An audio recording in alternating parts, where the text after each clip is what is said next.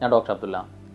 നമ്മൾ ഇൻസ്റ്റഗ്രാമിൽ നേരത്തെ ഒരു പേഷ്യൻ്റ് ഒരു വീഡിയോ അയച്ചിട്ട് അവരുടെ അസുഖം ക്യാൻസർ ഒരു ട്രീറ്റ്മെൻറ്റിൽ മാറിയിട്ടുണ്ടെന്നും ഒരു വൈദ്യരെ കണ്ട് കംപ്ലീറ്റ് മാറി കീമോതെറാപ്പി ഒന്നും കഴിച്ചിട്ട് എടുത്തിട്ട് യാതൊരു ഇഫക്റ്റും ഉണ്ടായിരുന്നില്ല, ലാസ്റ്റ് വൈദ്യരുടെ ട്രീറ്റ്മെൻറ്റിലാണ് അസുഖം മാറിയതെന്നും പറഞ്ഞിട്ടൊരു വീഡിയോ ഇട്ടിരുന്നു.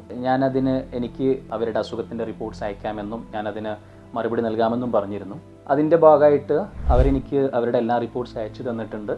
ഞാൻ ആ റിപ്പോർട്ട്സൊക്കെ പഠിച്ചു, ഞാൻ അവരെ വിളിച്ചു സംസാരിക്കുകയൊക്കെ ചെയ്തിട്ടുണ്ട്. ഞാൻ ആ ഒരു കാര്യം പറയാൻ വേണ്ടിയാണ് ഈ വീഡിയോ ചെയ്യുന്നത്. അതിനു മുമ്പ് ഞാൻ വേറൊരു പേഷ്യൻ്റിൻ്റെ ഒരു കാര്യം പറയും, ഒരു കഥ പറയാം. എനിക്കൊരു പേഷ്യൻ്റ് ഉണ്ടായിരുന്നു, ഒരു 22-23 വയസ്സുള്ളൊരു ആൺകുട്ടിയാണ്. അവന് നെഞ്ചിലായിരുന്നു അസുഖം, മീഡിയാസ്റ്റൈനൽ ട്യൂമർ എന്നാ പറയാം. നമ്മുടെ ഹാർട്ടിൽ നിന്ന് വരുന്ന വലിയ രക്തക്കുഴലുണ്ട്, അയോട്ട എന്നുള്ള ആർച്ച് ഓഫ് അയോട്ടൻ്റെ അടുത്ത് ഒരു മുഴയായിരുന്നു, കുറച്ച് വലിയ മുഴയാണ്. നമ്മുടെ തലയിലേക്ക് പോകുന്ന കരോട്ടിഡ് ആർട്ടറിയുടെയും കയ്യിലേക്ക് പോകുന്ന സബ്ക്ലേവൻ ആർട്ടറിയുടെയൊക്കെ ആ ഒരു ഭാഗത്തായിട്ടൊരു മുഴ. അവർ വേറൊരു ഹോസ്പിറ്റലിൽ പോയിട്ട് അതിൽ നിന്ന് ബയോപ്സി എടുത്തു. ബയോപ്സി എടുക്കുന്ന സമയത്ത് ഭയങ്കര റിസ്കി പ്രൊസീജിയറാണത്.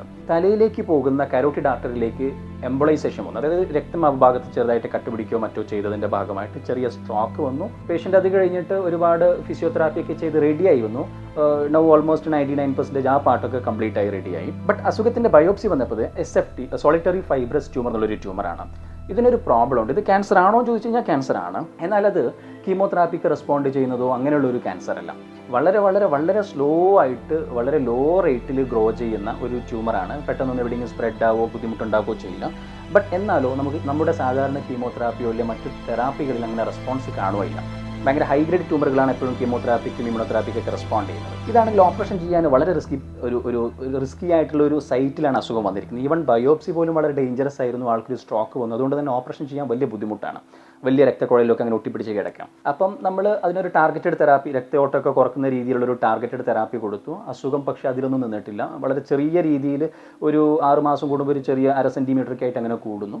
അതായത് പറഞ്ഞു വരുന്നത്, കഴിഞ്ഞ 2 വർഷമായിട്ട് അസുഖം അവിടെ അങ്ങനെ കിടക്കുന്നുണ്ട്, വലിയ വ്യത്യാസമൊന്നും വന്നിട്ടില്ല. ബട്ട് ഇവനെ നോക്കുമ്പോൾ അസുഖം മാറിയിട്ടില്ല. അസുഖത്തിൻ്റെ ബുദ്ധിമുട്ടുകളൊന്നും കാര്യമായിട്ട് അവനില്ലെങ്കിൽ പോലും ഈ അസുഖം മാറുന്നില്ല. അപ്പം ഞാനിങ്ങനെ ആലോചിക്കുകയാണ്, ഈ ആയുർവേദ ട്രീറ്റ്മെൻറ്റുകാർ അല്ലെ അക്യുപങ്ക്ചറുകാരും ഹോമിയോപ്പതിക്കാരൊന്നും ഈ കുട്ടിയെ കാണാത്തത് എന്താ പറയുക, അവർക്ക് പറ്റിയൊരു പേഷ്യൻ്റാണ്. സാധാരണഗതിയിൽ ഇങ്ങനെയുള്ള അസുഖങ്ങളാണ് ഈ ആയുർവേദ ഹോമിയോയിലും മറ്റ് നാച്ചുറോപ്പതിയിലേക്ക് ആളുകൾ അവരുടെ ട്രീറ്റ്മെൻറ്റ് കൊടുത്തിട്ട് എന്നിട്ട് അവർക്ക് ഒരു 3 വർഷം കഴിഞ്ഞിട്ട് അവർക്ക് പറയാമായിരുന്നു, കണ്ടില്ലേ മോഡേൺ മെഡിസിനിൽ കീമോതെറാപ്പി കൊടുത്തിട്ട് ഒട്ടും മാറാത്ത, ഒരു ബയോപ്സി എടുക്കുമ്പോഴേക്കും സ്ട്രോക്ക് വന്ന് മരണത്തോട് മല്ലിടിച്ച ഒരു പേഷ്യൻറ്റിന് കഴിഞ്ഞ 3 വർഷമായിട്ട് നമ്മളുടെ ട്രീറ്റ്മെൻറ്റ് കൊടുത്തിട്ട് ഒരു കുഴപ്പമില്ല, അസുഖത്തിന് ഒരു കുഴപ്പവും വന്നിട്ടില്ല, അസുഖം കൂടിയിട്ടില്ല, എവിടെയും സ്പ്രെഡ് ആയിട്ടില്ല, ഇനി അസുഖം മാറില്ല, ജീവിതം കഴിഞ്ഞു എന്നൊക്കെ മോഡേൺ മെഡിസിനിലെ ഡോക്ടർമാർ പറഞ്ഞ അസുഖത്തെ നമ്മളുടെ ട്രീറ്റ്മെൻറ്റ് കാരണം ഒരു കുഴപ്പമില്ലാണ്ടിരിക്കുന്നു എന്നൊക്കെ പറഞ്ഞിട്ട് വീഡിയോ ചെയ്യാൻ പറ്റുന്ന ഒരു അസുഖമായിരുന്നു അത്.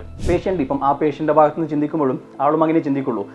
ഡോക്ടർമാർ അന്ന് ബയോപ്സി എടുക്കുമ്പോൾ തന്നെ മരണത്തെ കണ്ടു, എന്നിട്ട് അവരുടെ കീമോതെറാപ്പി കൊണ്ടും റേഡിയേഷൻ കൊണ്ടും സർജറി കൊണ്ടൊന്നും കാര്യമില്ല, അങ്ങനെയൊന്നും ചെയ്യാൻ പറ്റില്ല എന്ന് പറഞ്ഞൊരു അസുഖം 3 വർഷമായിട്ടൊന്നും അല്ലെങ്കിൽ 5 വർഷമായിട്ടും 10 വർഷമായിട്ടും ഈ ഒരു ട്രീറ്റ്മെൻറ്റിൽ, ഈ ഓൾട്ടർനേറ്റീവ് ട്രീറ്റ്മെൻറ്റിൽ എനിക്ക് വേറെ ബുദ്ധിമുട്ടൊന്നും ഉണ്ടാക്കിയില്ല എന്നൊക്കെ രോഗിയും വിശ്വസിക്കും.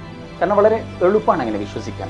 അതെന്തുകൊണ്ടാണെന്ന് വെച്ച് കഴിഞ്ഞാൽ ഇത് അസുഖത്തിൻ്റെ പ്രത്യേകതയാണ്. ചില അസുഖങ്ങൾ അങ്ങനെയാണ്, അത് വലിയ കുഴപ്പമൊന്നും ഉണ്ടാക്കില്ല, എന്നാലും അത് കംപ്ലീറ്റ് മാറ്റാനായിട്ട് നമുക്കിപ്പോൾ ഉള്ള മെഡിസിൻ അത് മാറുമില്ല, അത് അങ്ങനെ കിടക്കും. ഇതാണ് പല ഓൾട്ടർനേറ്റീവ് മെഡിസിൻകാരും മുതലെടുക്കുന്നത്. അപ്പോൾ ഇനി നമ്മളുടെ വിഷയത്തിലേക്ക് വരാം. ഈ പറഞ്ഞ നേരത്തെ നമ്മൾ പ്രതിപാദിച്ച ഇൻസ്റ്റഗ്രാമിൽ നമ്മൾ സംസാരിച്ച അവരുടെ അസുഖം ഇതേപോലൊരു അസുഖമായിരുന്നു. ഈ അസുഖമാണ്. അവരെനിക്ക് പേഴ്സണൽ ഡീറ്റെയിൽസ് അയച്ചു തന്നു. അത് ഷെയർ ചെയ്യാനോ അത് പറയാനോ എനിക്ക് യാതൊരു റൈറ്റും ഇല്ല. എനിക്കത് അവരുടെ പേഴ്സണൽ ഡീറ്റെയിൽസ് ആണ്. എനിക്കതൊരിക്കലും അതിവിടെ പബ്ലിക്കായിട്ട് പറയാനും പറ്റില്ല. അതുകൊണ്ട് മുഴുവൻ ഡീറ്റെയിൽസ് എനിക്ക് പറയാൻ ബുദ്ധിമുട്ടുണ്ട്. എങ്കിലും ചെറിയ കാര്യങ്ങൾ മാത്രം ഞാൻ പറയാം. ഇവർക്ക് ഇതേപോലെ ശ്വാസകോശത്തിൻ്റെ ഭാഗത്തായിരുന്നു, മീഡിയാസ്റ്റൈനത്തിലായിരുന്നു ഒരു ചെറിയ അസുഖം ഉണ്ടായിരുന്നത്. അതിൻ്റെ ബയോപ്സി എടുത്തതിൽ 2 രീതിയിലുള്ള റിപ്പോർട്ട് വന്നു. ബയോപ്സിയിൽ എപ്പോഴും ഡിഫറൻഷ്യൽ ഡയഗ്നോസിസ് വരും. ഒന്ന്, വളരെ അഗ്രസീവായിട്ടുള്ള കീമോതെറാപ്പി അത്യാവശ്യമുള്ള അങ്ങനെയുള്ളൊരു ട്യൂമർ എന്നുള്ള രീതിയിൽ. വേറൊന്ന്, അങ്ങനെ പ്രശ്നക്കാരനല്ലാത്ത എന്നാലോ അസുഖം എന്നുള്ള രീതിയിൽ പറയാം, അത് വളരെ ലോ ആയിട്ട് ഗ്രോ ചെയ്യുന്ന, വളരെ ലോ റേറ്റിൽ ഗ്രോ ചെയ്യുന്ന, കീമോതെറാപ്പി കൊണ്ടൊന്നും യാതൊരുവിധ കാര്യമില്ലാത്തൊരു ട്യൂമർ. അപ്പം അത് രണ്ടും നമ്മൾ ഡിഫറൻഷ്യേറ്റ് ചെയ്യാനുള്ള IHC ടെസ്റ്റുകൾ അല്ലെങ്കിൽ മോളിക്കുലാർ NGS ടെസ്റ്റുകൾ ഒന്നുകിൽ സാമ്പത്തിക കാരണങ്ങൾ കൊണ്ടോ അല്ലെങ്കിൽ അതിൻ്റെ അവൈലബിലിറ്റി ഇഷ്യൂ കൊണ്ടോ അന്നവർ ചെയ്തിട്ടില്ല. അപ്പോൾ സ്വാഭാവികമായും കീമോതെറാപ്പി സ്റ്റാർട്ട് ചെയ്തു. കീമോതെറാപ്പിയിൽ അസുഖം ഈ ലോ ഗ്രേഡ് ആയതുകൊണ്ടും കീമോതെറാപ്പിയിൽ റെസ്പോണ്ട് ചെയ്യാത്തത് കൊണ്ടും അസുഖത്തിന് യാതൊരു ചേഞ്ചും വന്നില്ല. ഇവരുടെ ബുദ്ധിമുട്ടുകളും വേദനകളും ഒട്ടും കുറഞ്ഞിട്ടില്ല. അവർ പറഞ്ഞത് പൂർണ്ണമായിട്ടും കറക്റ്റാണ്. നമ്മളോട് ഈ പേഷ്യൻ്റ് പറഞ്ഞിരിക്കുന്ന കാര്യങ്ങൾ, അവർ ഇൻസ്റ്റഗ്രാമിൽ പങ്കുവെച്ച മുഴുവൻ കാര്യങ്ങളും അവരുടെ അനുഭവം മാത്രമാണ്. അവർ പറഞ്ഞ മുഴുവൻ കാര്യങ്ങൾ സത്യമാണ്. അവരൊരിക്കലും ആളുകളെ തെറ്റിദ്ധരിപ്പിക്കാൻ വേണ്ടി ഒരു ഫേക്ക് കാര്യങ്ങൾ അവർ പറഞ്ഞിട്ടില്ല. ബട്ട് അവർ പറഞ്ഞതിൻ്റെ എന്താ പറയുക, എന്തുകൊണ്ട് അങ്ങനെ വന്നു എന്നുള്ളത്, എന്തുകൊണ്ട് ഇത് കീമോതെറാപ്പിയിൽ റെസ്പോണ്ട് ചെയ്തില്ല, എന്തുകൊണ്ട് അവരുടെ വേദന മാറിയില്ല എന്നുള്ളത് കീമോതെറാപ്പിയിൽ റെസ്പോണ്ട് ചെയ്യാത്തൊരു ട്യൂമറായിരുന്നു. പിന്നെ എന്തുകൊണ്ട് കീമോതെറാപ്പി കൊടുത്തു എന്ന് ചോദിച്ചു കഴിഞ്ഞാൽ അന്നത്തെ സാഹചര്യത്തിൽ ഈ രണ്ട് അസുഖത്തിൽ ഏതാണെന്ന് കൃത്യമായിട്ട് എന്താ പറയുക ഡിഫറൻഷിയേറ്റ് ചെയ്യാൻ പറ്റാത്ത അവസ്ഥയിലും ഏറ്റവും ബെസ്റ്റ് ഓപ്ഷൻ കീമോതെറാപ്പി കൊടുക്കുക എന്നുള്ളതായിരുന്നു. അന്നത് കൊടുത്തു. കീമോതെറാപ്പി കൊടുത്തപ്പോഴാണ് മനസ്സിലായത് കീമോതെറാപ്പിയിൽ മാറുന്ന അസുഖമല്ല. അങ്ങനെ റേഡിയേഷൻ കൊടുത്തു. റേഡിയേഷൻ കൊടുത്തിട്ട് ഒരു യൂഷ്വലി 2 മാസമൊക്കെ പിടിക്കുമ്പോഴാണ് റേഡിയേഷൻ ഡിഫക്റ്റ് വരിക. ആ ഒരു കാലയളവിലാണ് ഇവർ ആയുർവേദ ട്രീറ്റ്മെന്റ് അല്ലെങ്കിൽ ഈ വൈദ്യരുടെ ട്രീറ്റ്മെന്റിലേക്ക് പോകുന്നത്. അപ്പം റേഡിയേഷൻ്റെ ഇഫക്റ്റ് വരുന്ന സമയത്താണ് വരുമെന്ന് നമ്മൾ പ്രതീക്ഷിക്കുന്ന സമയത്താണ് ഇവർ ആയുർവേദ ട്രീറ്റ്മെന്റിന് പോകുന്നത്. വൈദ്യരുടെ ട്രീറ്റ്മെന്റിൽ സ്വാഭാവികമായും ഇവർക്ക് വേദന കുറയുന്നു. ഇവർ പറഞ്ഞതുപോലെ ഇവരുടെ ബുദ്ധിമുട്ടുകളും വേദനയൊക്കെ കുറഞ്ഞിട്ടുണ്ട്. അത് ഒന്നുകിൽ ഈ റേഡിയേഷൻ ഡിഫക്റ്റ് ആവാം, അല്ലെങ്കിൽ സ്വാഭാവികമായിട്ടും ചിലപ്പോൾ ആയുർവേദ ട്രീറ്റ്മെന്റ് കൊണ്ടാവാം, അല്ലെന്ന് ഞാൻ പറയുന്നില്ല. ഞാൻ പറഞ്ഞു വന്നത് ഇവരുടെ അസുഖത്തിന് കുറവുണ്ടാവില്ല അല്ലെങ്കിൽ കുറവുണ്ടാവില്ല ബിക്കോസ് ആയുർവേദ ട്രീറ്റ്മെന്റിൽ അതിന് അല്ലെങ്കിൽ ഏതെങ്കിലും ഓൾട്ടർനേറ്റീവ് മെഡിസിൻ എന്നത് യാതൊരു ചികിത്സയുമില്ല. ബട്ട് അവരുടെ വേദനയും മറ്റു ബുദ്ധിമുട്ടുകളൊക്കെ കുറയും. അത് വേദന കുറഞ്ഞിട്ടുണ്ടോ എന്ന് പറയേണ്ടത് അവരാണ്. അവർ വേദന കുറഞ്ഞിട്ടുണ്ടെന്ന് പറയുന്നുണ്ട്, നമ്മളത് വിശ്വസിക്കുകയും ചെയ്യുന്നു. കാരണം വേദന കുറയാം. ഒന്ന് റേഡിയേഷൻ തെറാപ്പി ഡിഫക്റ്റ് കൊണ്ട് കുറയാം, രണ്ടാമത്തത് ആയുർവേദ മരുന്നുകൾ കൊണ്ട് കുറയാം. നല്ല വേദന സംഹാരികൾ ആയുർവേദത്തിലുണ്ട്, ഇല്ലെന്ന് ഞാൻ പറയുന്നില്ല. ബട്ട് എനിവേ അവരയച്ചു തന്ന റിപ്പോർട്ടുകൾ അനുസരിച്ചിട്ട് 2022 അസുഖം വന്ന് ട്രീറ്റ്മെൻറ്റ് തുടങ്ങുന്നതിന് മുമ്പുള്ള പെറ്റ് സ്കാനിലും 2024 അവർ കീമോതെറാപ്പിയും റേഡിയേഷനും ആയുർവേദ ട്രീറ്റ്മെൻറ്റ് എടുത്തതിന് ശേഷമുള്ള പെറ്റ് സ്കാനിലും അവരുടെ അസുഖത്തിൻ്റെ അളവിൽ ഒരു വ്യത്യാസവും അതിൽ കാണുന്നില്ല. അവരുടെ ബുദ്ധിമുട്ടുകളൊക്കെ കുറഞ്ഞു, ഞാനത് സമ്മതിക്കുന്നു. ബുദ്ധിമുട്ടുകൾ കുറഞ്ഞത് കൊണ്ട് തന്നെ അവർ അസുഖം മാറി എന്നുള്ള രീതിയിലാണ് അത് പ്രസൻറ്റ് ചെയ്തിരിക്കുന്നത്. അവരുടെ ഭാഗത്ത് തെറ്റില്ല, അവരാരെയും കബളിപ്പിച്ചിട്ടുമില്ല. ബട്ട് അവരുടെ ബുദ്ധിമുട്ടുകൾ മാറിയതിനെ അസുഖം മാറിയതായിട്ട് വ്യാഖ്യാനിച്ചു. അസുഖം മാറുന്നത് ബുദ്ധിമുട്ട് മാറുന്നതും ഒന്നല്ല. ബുദ്ധിമുട്ട് മാറുന്നത് വേദന സംഹാരികൾ കഴിച്ചാലും മറ്റ് സ്റ്റിമുലൻസ് കഴിച്ചാലും അല്ലെങ്കിൽ നമുക്ക് എന്താ പറയുക നല്ല രീതിയിലുള്ള പോസിറ്റീവ് എനർജിയൊക്കെ കിട്ടിക്കഴിഞ്ഞാൽ നമ്മുടെ ബുദ്ധിമുട്ടുകൾ മാറിയതായിട്ട് ഓരോ ആളുകൾക്കും തോന്നും. അതൊരു സബ്ജക്റ്റീവ് ഫീലിംഗ് ആണ്. അസുഖം മാറിയോ ഇല്ലെന്നുള്ളത് ഡോക്യുമെൻറ്റേഷൻ ഈ പെറ്റ് സ്കാനാണ് അല്ലെങ്കിൽ വേറെ സ്കാനിങ്ങുകളാണ്. അതിൽ അസുഖം മേ ബി ഒരു 0.5 സെൻറ്റിമീറ്റർ കൂടുകയല്ലാതെ കുറഞ്ഞതായിട്ട് കാണുന്നില്ല. ബട്ട് അത് അവർക്ക് യാതൊരു ബുദ്ധിമുട്ടും ഉണ്ടാക്കില്ല. ബിക്കോസ് ഞാൻ നേരത്തെ പറഞ്ഞതുപോലെ കുറേ കാലത്തേക്ക് കുഴപ്പങ്ങളൊന്നും ഉണ്ടാക്കാത്ത ചെറിയ തോതിലുള്ള ചെറിയ ഗ്രേഡിലുള്ള കീമോതെറാപ്പിക്ക് ഇഫക്റ്റ് ഇല്ലാത്ത തരം ട്യൂമറാണ്. അതുകൊണ്ടാണ് അങ്ങനെ സംഭവിക്കുന്നത്. സത്യത്തിൽ ഇതിനാരുടെ ഭാഗത്താണ് ശരി തെറ്റെന്നൊക്കെ ചോദിച്ചു കഴിഞ്ഞാൽ ഈ മെഡിസിന് ഒരു പ്രോബ്ലം ഉണ്ട്. ഒരു ശരി ഒരു തെറ്റ് എന്നുള്ളതൊന്നും ഒരിക്കലും ശരിയാവില്ല. ഒരു ഭാഗത്ത് ശരിയുണ്ടെങ്കിൽ അതിൻ്റെ ഓപ്പോസിറ്റ് തെറ്റാണെന്നും പറയാൻ പറ്റില്ല. ഇവിടെ ഈ രോഗിയെ സംബന്ധിച്ചിടത്തോളം അവർ പറയുന്ന കാര്യങ്ങൾ മുഴുവൻ ശരിയാണ്. അവർ മനസ്സിലാക്കിയിരിക്കുന്നത് അവരുടെ ബുദ്ധിമുട്ട് മാറിയപ്പോൾ അസുഖം മാറിയെന്ന് മനസ്സിലാക്കി. ബട്ട് ഇവിടെ ഈ ഒരു ബുദ്ധിമുട്ട് മാറി എന്നുള്ളതും അസുഖം അങ്ങനെ പെട്ടെന്ന് കുഴപ്പക്കാരനാവില്ല എന്നുള്ളതും ഓൾട്ടർനേറ്റീവ് ട്രീറ്റ്മെൻറ്റുകാർ മുതലെടുക്കുകയാണ് ചെയ്യുന്നത്.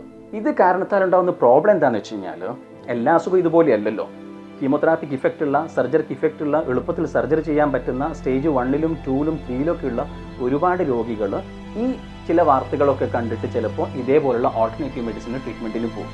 അപ്പോഴാണ് പ്രശ്നം വരുന്നത്. അത് ഒഴിവാക്കാൻ വേണ്ടിയാണ് ഞാൻ ഇത്തരം എന്താ പറയുക വീഡിയോകൾക്ക് മറുപടി പറയാൻ നിൽക്കുന്നതും ഞാനതിന് സമയം ചിലവാക്കുന്നതും. അപ്പോൾ നിങ്ങൾക്ക് കാര്യം ബോധ്യപ്പെട്ടിട്ടുണ്ടെന്നാവും മനസ്സിലാകുന്നു.